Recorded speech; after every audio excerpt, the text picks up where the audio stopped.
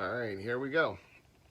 And this is how I know sometimes that the Father is leading me to do something or is behind something because um, things come together um, despite what incompetence I show or um, despite the fact that I haven't thought it through. I haven't masterminded it. I just went in obedience and it worked out.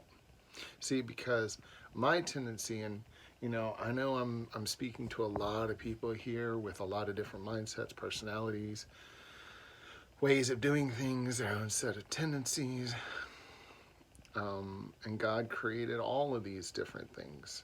And He works with all those things, and He wants to bless us in those things. And so we should be very careful about personal differences when dealing with other people and what what is right and wrong and what's just a different way of thinking and doing things. um, and so basically what I'm saying is when I went to look up the verse that came to mind, I questioned whether or not it was the right verse because I thought, well, it might deal with something else or something. I just had a verse come to mind. Well, no, actually it's exactly perfect to what was on my mind and my heart. And so I know it's from the Lord because I'm not that smart. I'm not able to put things together the way He does. And hopefully this speaks to you in a way way beyond what even I was thinking when I started to record this. But without further ado, 1 Timothy chapter 4, verse 15 and 16. Be diligent about these things and be absorbed in them, so that your progress will be evident to all, so that what you're doing will be clear to people and they'll see that and they'll know that you're moving forward. um,